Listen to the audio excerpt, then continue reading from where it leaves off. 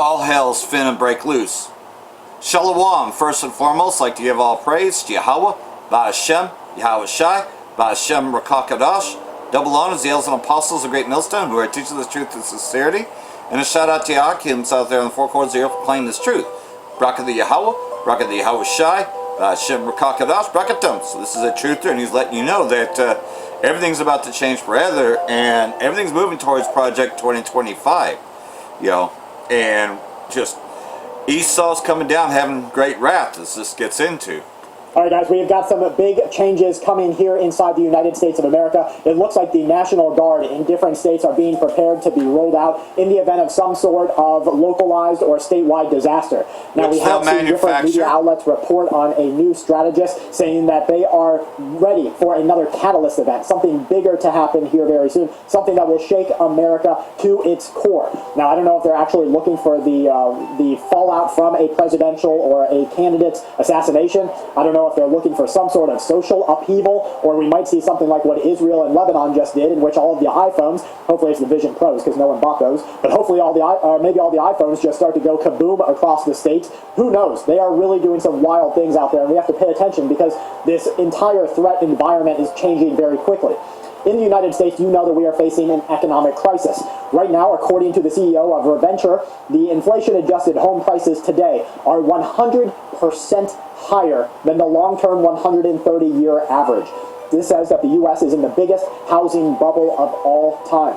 Online grocery stores are declining right now because, and they say that congrats, we did it, because they can't charge any more for you. So what they did is they're going to raise the prices by, 30 to 50%, double their net profits, and then drop the prices by 5% and say, look, what we're doing for you. This is to help you save money. The former president of Russia, Dmitry Medvedev, he has threatened the United Kingdom. He says it's an island, Britain. He said Britain is likely to sink in the next couple of years. They say that hypersonic missiles, when sent by Russia, will help if this is necessary. Taylor Swift emits around 9,000 tons of CO2 per year as she flies around telling you who to vote for. An average American emits 16 tons. So Taylor Swift, one person, 9,000 tons. You, on average, 16 tons. These are the people who are lecturing you on climate change. The Secret Service has declared January 6th of this year, so you've got a couple of months, and maybe this is what the National Guard is getting ready for. A certification of electoral votes as a National Special Security Event, or an NSSE.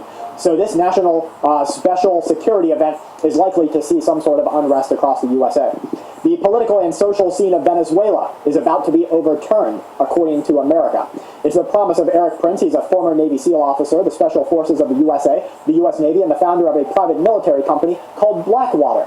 You might know Blackwater because they went door to door performing as if they were the military in the USA recently.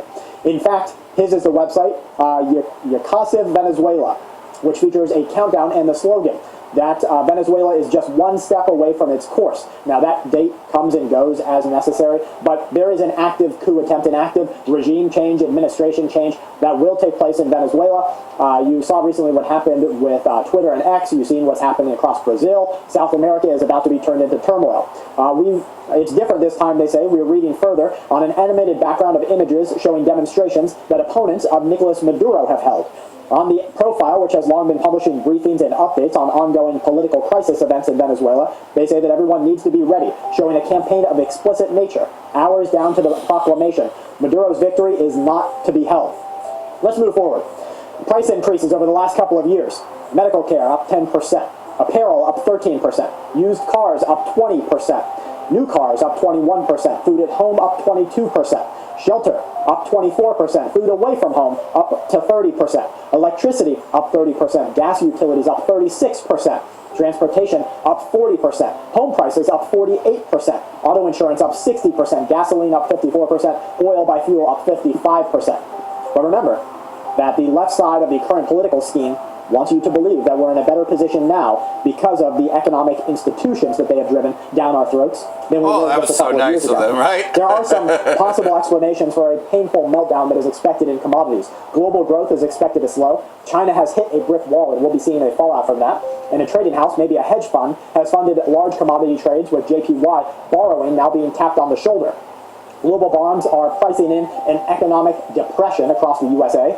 These yields have declined to the lowest since September of 2022. This is using investment-grade government and corporate debt. Investors fear that China and the USA economies are now falling into a position that they will not be able to get out of. Police are identifying in Colorado that the Trinidad Rodwood gang is active and is operating within the state. They have seen arrests being made. There's a couple of listings here, maybe a dozen or more people. Assault, aggravated theft, aggravated assault, domestic with a weapon, 38 charges for one Carlos Mayora, non-fatal shooting, menacing, felony menacing, non-fatal shooting, assault. Well, I guess the gang's going good, huh? Another viewer right in here says, from Liverpool, UK. Brad, 2 weeks ago, I had gone to my village to get a little shopping done. I was at the cash machine, and a male person, not from my area, came up behind me and said, "You give for me some money." I swung around to see him with his fist raised. Luckily, an Englishman, around 35 years old, pushed him away and gave him a speaking to. But he kept trying to grab me. Apparently, this man also tried to get money from older people. I went into our version of a dollar store to get away from him, and the male staff there, working there for years, ran them out to protect shoppers. As I came out, I don't know where he came from, but he grabbed me again, saying, "You give me your change." Thank goodness by that time security got there, but he got away. I have to pass our police station to get to our stores. However, it was like the police wouldn't show up. This is terrifying. All summer holidays, no children were out playing in the roads. You know, in parents that are scared to let their kids out. Thank you and Kelly for the wonderful they videos won't and show information up you at give us. all. This is just another testament to a life in change. Auto insurance rates in the USA have increased by 51% at least over the past 3 years, the biggest 3-year spike since the 1900s. Russia says that China, together with Russia, will respond militarily, not just politically, as the US works to deploy missiles in Japan. In 2014, now here's some information. The people of YouTube aren't going to like this, but you might like it because you like to know what's going on. You'll have to do some vetting of your own here. I'm just giving this information from reporting outlets. In 2014, they say Ukraine shopped for a loan. There were two offers. One was from the World Bank, or the IMF, International Monetary Fund. $15 billion with a B dollars with two conditions: lift the ban on private sector land ownership and cut pensions and fuel subsidies. Russia also offered $15 billion, but without the austerity or privatization.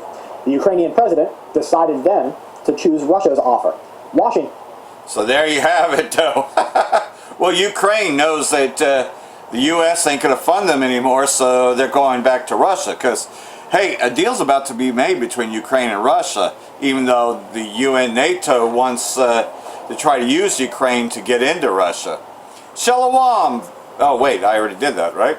Yeah, I already said that at the beginning. Well, there's more going on, right? Because this is where the war is really going to break out, right here in the Valley of Yehoshaphat. Erdogan says Israeli state dragging the whole region into an all-out war. This is where the Third World War will be fought. United Nations is warning of a catastrophe in Lebanon, while Turkey, as president, is accusing the Israeli state of dragging the whole Middle East region into war. He has frequently laid sole blame on the Israeli state for everything that's happened since October 7th. Well, they're the ones that launched the war, so he has good reason to. So, like everything else, though, there's no military solution that will make either side safer. So, eventually, you know that it's going to be an all-out war, because that's what the scriptures tell us. The men of war are drawing near in this valley, as this also gets into. Let's get some expert opinion on this now and speak to Turkish political scientist Onur Sinan Guzaltan. Onur, it's good to have you join me now. So this just is like I've been saying on the streets, isn't it? Has said that he wants Turkey to and Syria will be together. Syria. Assad has said he will meet with him, but only if it suits Syria's national interest. Now, do you believe that the current volatile situation in the Middle East will force Damascus to cooperate? First of all, I have to say that the statement of President Erdogan, it's an important statement, important step for the future of the region. And I think that there are two main reasons behind this statement, behind this step from the Turkish side. The first is the Israel's increasing aggression. It's not just now in Palestine, in Gaza, but also now in Lebanon, south of Lebanon, and also in Beirut, Israel's attack continuing. And I think that Syria is an important logistic line for the Palestinian and Lebanese resistance, and the Turkish government sees very well. So therefore, Turkish the normalization process between Turkey and Syria will strengthen the Palestinian and Lebanese resistance against Israel. That's the first point. And the second one, that in north of Syria there are several terrorist groups that they are active, like PKK, YPG, and the others. they are not threatening just the national unity of Syria, but also they are threatening Turkish national unity. So I think that the second main goal of the President Erdogan's speech is that about the normalization between Turkey and Syria is to fight against these terrorist organizations which are active in the north of Syria.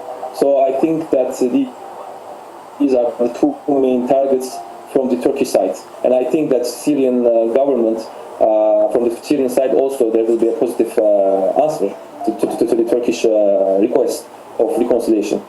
All right, now, do you foresee a greater strengthening of ties among traditionally Muslim countries to support Gaza and potentially fight against Israel? I think that it's a moment that we can create a bloc between Turkey, Iran, Saudi Arabia, and Egypt, and also that it could include Syria and Lebanon against Israeli aggression, because Israel will never stop, and the countries of the region have to create kind of a bloc against this Israeli aggression. And now we are witnessing that most of the countries of the region of Middle East want to join BRICS. So I mean that BRICS also could play a role, and the Muslim countries which are and which will be the part of BRICS could create alliance against the Israeli aggression. So like everything else though, it said Magog would be a guard unto these places, and you've seen the lineup for that as well. And of course, like everything else though, continued attacks as Israeli state is pretty much going in with their ground forces, or at least threatening to. Hezbollah Limitless, former IRGC chief, says resistance front on the verge of great victory, because the IDF or the Iron Dome that they're so proud of is failing. So like everything else though, these so-called third world countries actually can make a dent. Former chief commander of Iran's Revolutionary Guard Corps says Iran and the resistance front are on the verge of great victory that will result in the withdrawal of the U.S. and its allies from the West Asia region. See, that's where it's really going to go full throttle. He said Iran has entered a new phase in which it should use the experience of the sacred defense against the ex-Iraqi regime's 8-year war. Nothing that. This victory will be very important and great because West Asia will be liberated from the clutches of Western powers. Former Iranian commander further said, Iran has never wanted a war, but when the enemies assassinate the country's guests in the capital Tehran, the Islamic Republic should definitely respond. So, again, provoking them to war. And Iran still has not, when they do retaliate, because right now you're just seeing Hezbollah retaliating. Wait till Iran does actually respond. Israeli state unleashes heavy strikes on South Lebanon after war plans approved. Israeli state military just announced the IDF chief approved operational plans as part of the continuation of the war in its aggression against Hezbollah. Exchanges of fire grew overnight, and as of Thursday afternoon, heavier airstrikes on southern Lebanon have been reported, as well as more than 40 rockets fired from Lebanon into the Israeli state. So, like everything else though, things are intensifying. Yemen warns of surprises deep inside Israeli enemy. Says, will pound Zionist den. Their den of terrorism, right? Atafi declared that the country's armed forces have surprises for the enemy forces, asserting that they will continue to attack targets inside the Israeli-occupied territories with all kinds of weapons. So, like everything else though, the men of war are drawing near.